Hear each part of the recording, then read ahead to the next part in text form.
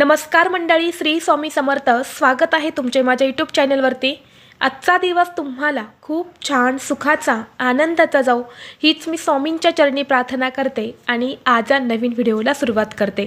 उद्या 1 फेब्रुवारीला म्हणजेच रविवारी आलेली आहेत माघ पौर्णिमा. आपल्या हिंदू धर्मामध्ये अमावस्या आणि पौर्णिमा तिथींना विशेष महत्त्व दिलं गेलं आहे. हिंदू पंचांगानुसार माघ महिन्यात येणाऱ्या पौर्णिमेला माघी पौर्णिमा असे म्हटले जाते. ज्योतिषशास्त्रानुसार जेव्हा चंद्र कर्क राशीत आणि सूर्य मकर राशीत प्रवेश करतो तेव्हा माघी पौर्णिमेचा योग हा जुळून येतो. नक्षत्रमंडळातील माघ नक्षत्रावरून या पौर्णिमेचे नाव पडले आहे. या माघ पौर्णिमेला 32वी पौर्णिमा असेही म्हणतात, कारण या दिवशी केलेल्या दानधर्माचे फळ 32 पट अधिक मिळते अशी धार्मिक मान्यता आहे. प्रत्येक महिन्यामध्ये पौर्णिमा तिथी येते आणि प्रत्येक पौर्णिमेचं महत्त्व हे सुद्धा वेगवेगळं असतं. माघ पौर्णिमा पुत्रप्राप्ती आणि अखंड सौभाग्य देणारी ही पौर्णिमा आहे. सर्व दुःखातून मुक्त करून मोक्षाकडे नेते. या माघ पौर्णिमेच्या दिवशी सर्व देवी देवता पृथ्वीवरती येऊन आपल्याला आशीर्वाद देत असतात. तसेच या दिवशी गंगेमध्ये साक्षात भगवान विष्णू निवास करतात, त्यामुळे पवित्र गंगेवरती स्नान करायला खूप महत्त्व दिलं जातं. या दिवशी लक्ष्मी नारायण आणि चंद्रदेव यांची पूजा केली जाते. या माघ पौर्णिमेला चंद्र आपल्या 16 कलांनी परिपूर्ण असतो. त्यामुळे या दिवशी आपण जे काही सेवा करतो, जे काही उपाय करतो त्याचं आपल्या दुप्पट पटीने म्हणजे 32 पटीने फळ प्राप्त होत असतं. यासोबतच पितरांच्या शांतीसाठी श्राद्ध, तर्पण आणि पिंडदान करण्यासाठी देखील हा दिवस अतिशय महत्त्वाचा मानला जातो. या दिवशी पितृ हे पृथ्वीवरती आपल्याला भेटायला येत असतात. या माघ पौर्णिमेचा प्रारंभ रविवारी म्हणजेच 1 फेब्रुवारीला सकाळी 5:24 होणार आहे आणि समाप्ती 2 फेब्रुवारीला पहाटे 3:46 होणार आहे. उदय तिथीनुसार माघ पौर्णिमा 1 फेब्रुवारीला म्हणजेच रविवारी ही साजरी केली जाणार आहे. या पौर्णिमेच्या दिवशी घरात सत्यनारायण पूजा केल्याने, भगवान विष्णू आणि माता लक्ष्मीची पूजा केल्याने व्यक्तीचे सर्व दुःख क्लेश हे दूर होतात. जीवनात सुख समृद्धी येते आणि या दिवशी सर्व संकटांपासून मुक्त होण्यासाठी लक्ष्मी नारायणाचे अनेक खास मंत्र जप करून काही उपाय सुद्धा केले जातात. यामुळे व्यक्तीवरती देवी लक्ष्मी आणि भगवान विष्णूंची कृपा राहते आणि म्हणून आज या व्हिडिओमध्ये मी तुम्हाला एक अतिशय प्रभावी असा उपाय सांगणार आहे. उद्या रविवार माघ पौर्णिमेच्या दिवशी सकाळीच तुम्हाला घराच्या उंबरठ्यावर ही एक वस्तू ठेवायची आहे. ही वस्तू ठेवल्याने एका रात्रीत आयुष्याचं सोनं हे झाल्याशिवाय राहणार नाहीत. 7 पिढ्यांचे दारिद्र्य नष्ट होऊन घरात अखंड लक्ष्मी नांदेल. घराची, मुलांची, पतीची अगदी भरभरून प्रगती होईल. तर अशी कोणती वस्तू आहे जी तुम्हाला उंबरठ्यावर ठेवायची आहेत, कोणत्या वेळेत हा उपाय करायचा आहे याबद्दलची संपूर्ण माहिती या व्हिडिओमध्ये मी तुमच्यासोबत शेअर करणार आहे. त्यामुळे तुम्ही हा व्हिडिओ स्किप न करता शेवटपर्यंत नक्की पहा. चॅनलवरती नवीन असाल तर सबस्क्राईब करा आणि असेच माहितीपूर्व नवनवीन व्हिडिओ पाहण्यासाठी बेल आयकॉनलाही प्रेस करा, म्हणजे जेव्हा कधी मी नवीन व्हिडिओ अपलोड करेल त्याचं नोटिफिकेशन सर्वात अगोदर तुम्हाला भेटेल आणि तुम्ही एक पण व्हिडिओ मिस करणार नाही.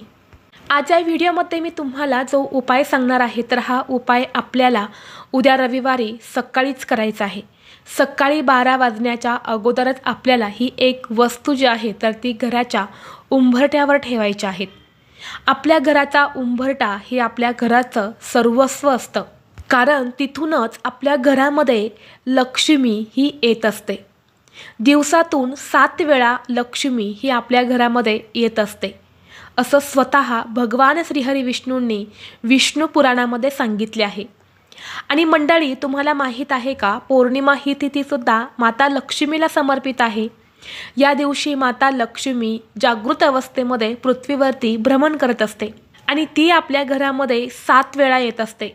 म्हणून माता लक्ष्मीने आपल्या घरात अखंड स्वरूपात वास करावा यासाठी आपल्याला ही जी एक वस्तू आहे तर ती आपल्या घराच्या उंबरठ्यावर ठेवायची आहे. ज्या घरातील स्त्री या पौर्णिमेला हा एक उपाय आवर्जून करते त्या घरामध्ये नेहमी माता लक्ष्मी अखंड वास करते. कारण पौर्णिमा ही तिथी माता लक्ष्मीला समर्पित आहे आपण दर पौर्णिमेला सत्यनारायण पूजा करत असतो, लक्ष्मीचे पूजन करत असतो आणि त्यामुळे पहा धनप्राप्तीसाठी, लक्ष्मी प्राप्तीसाठी, लक्ष्मीला प्रसन्न करून घेण्यासाठी पौर्णिमा हा दिवस अत्यंत महत्त्वाचा आणि शुभ मानला जातो.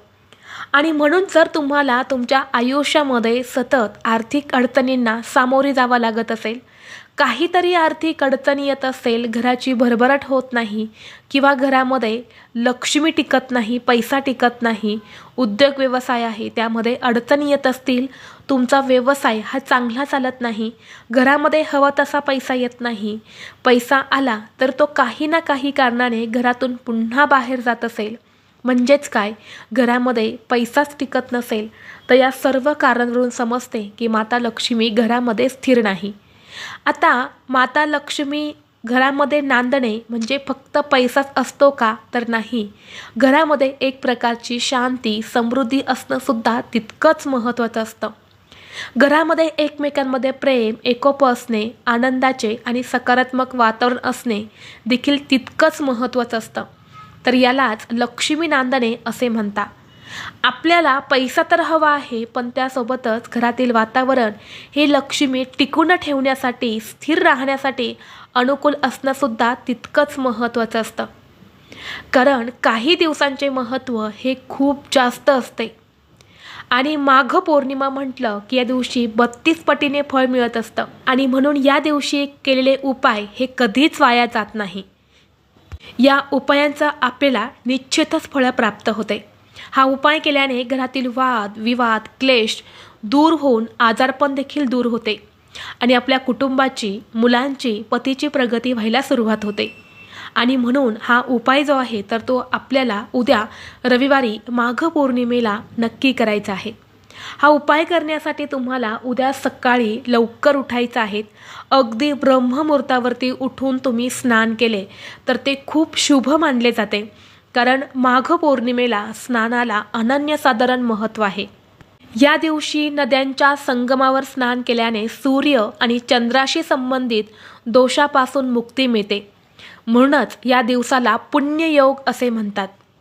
आणि म्हणून शक्य असेल तर तुमच्या घराजवळ एखादं पवित्र तीर्थक्षेत्र असेल, गंगा असेल, संगम असेल, तर तिथे जाऊन तुम्ही स्नान करण्याचा जास्तीत जास्त प्रयत्न करा. कारण या दिवशी स्वतः भगवान श्रीहरी विष्णू प्रयागमध्ये स्नान करण्यासाठी येतात आणि तिथे आलेल्या सर्व भक्तांची ते संकट दूर करतात. म्हणून तुमच्या घराजवळ तीर्थक्षेत्र असेल तर तिथे जाऊन तुम्ही स्नान करा आणि स्नान करत असताना तुम्हाला गायत्री मंत्राचा जप करायचा आहे. जर तुम्हाला पवित्र तीर्थक्षेत्री जाऊन स्नान करणं शक्य नसेल तर तुम्ही घरच्या घरीच अंघोळीच्या पाण्यामध्ये गंगाजल टाकून तुम्हाला स्नान करायचं आहे आणि गायत्री मंत्राचं स्नान करत असताना तुम्हाला जप करायचा आहे. घरातील प्रत्येक व्यक्तीने या दिवशी अंघोळीच्या पाण्यामध्ये गंगाजल टाकून स्नान करावं. कारण गंगाजलसारखंच आपलं शरीर, मन हा पवित्र आणि शुद्ध होतो.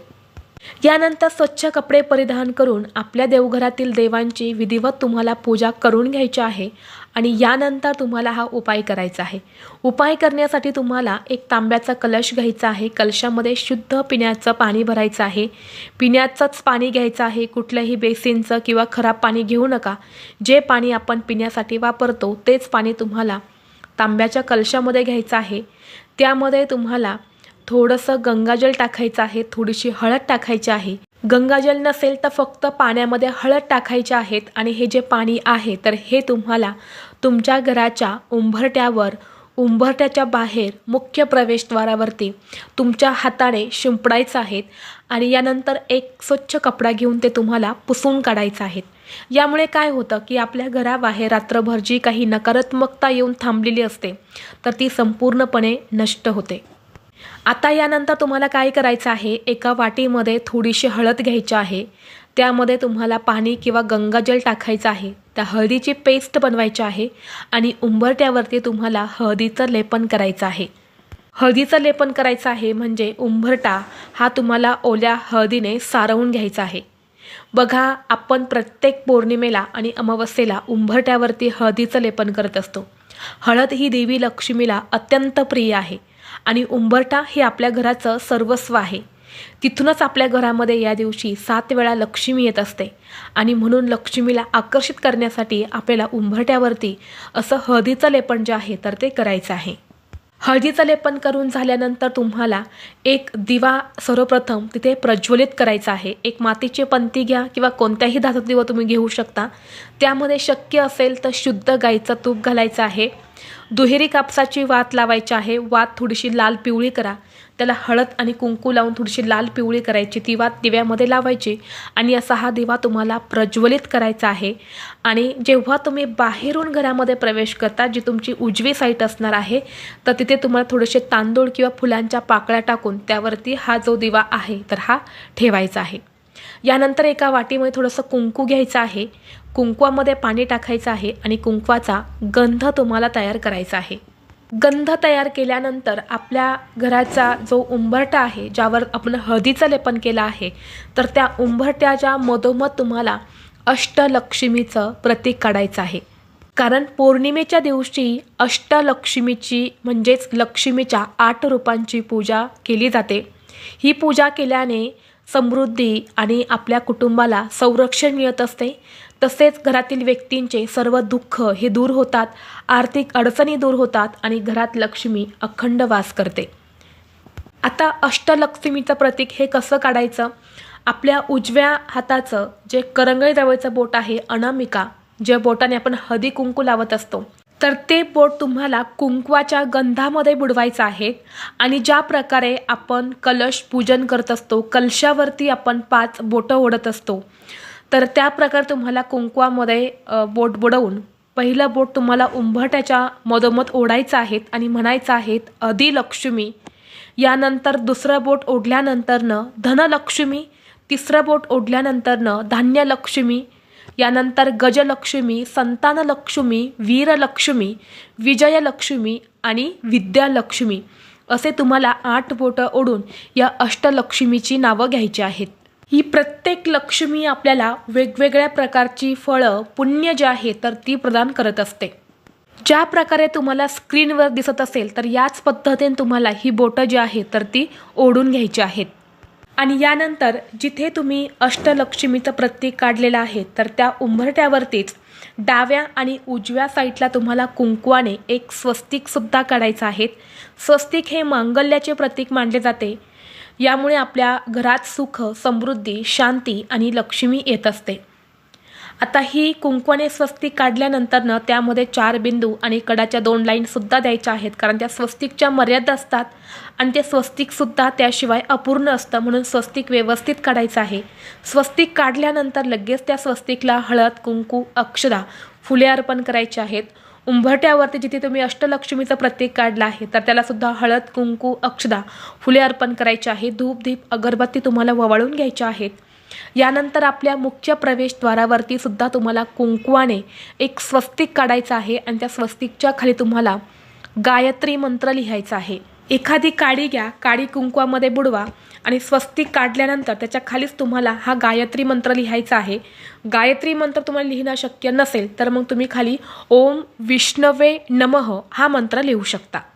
कारण या दिवशी गायत्री मंत्राचं खूप मोठं धार्मिक महत्त्व आहे आणि म्हणून या दिवशी तुम्हाला गायत्री मंत्राचा जास्तीत जास्त जपसुद्धा करायचा आहे। आता उंबरठ्यावरती हे स्वस्तिक अष्टलक्ष्मीचं प्रतीक काढून झाल्यानंतर तुम्हाला दोन्ही हात जोडून पुन्हा एकदा अष्टलक्ष्मीचं स्मरण करायचं आहे। तुमच्या घरातील दुःख, दारिद्र्य, अडचणी, दोष दूर होण्यासाठी प्रार्थना करायची आणि त्याचबरोबर जर तुमच्याकडे आंब्याची पानं असेल, तर या दिवशी आवर्जून आंब्याच्या पानांचं तोरण हे देखील तुमच्या मुख्य प्रवेशद्वारावरती नक्की लावा। हे तोरण लावल्याने कुठलीही नकारात्मकता, वाईट शक्ती किंवा इडापिडा, अलक्ष्मी, दरिद्रता ही आपल्या घरामध्ये प्रवेश करत नाही। यासोबतच हे तोरण लावल्याने घरातील वास्तुदोष, पितृदोष हा देखील नष्ट होतो आणि घरात सुख समृद्धी ही नांदत असते। त्याचबरोबर या माघ पौर्णिमेला स्त्रियांनी व्रत आवर्जून करावं।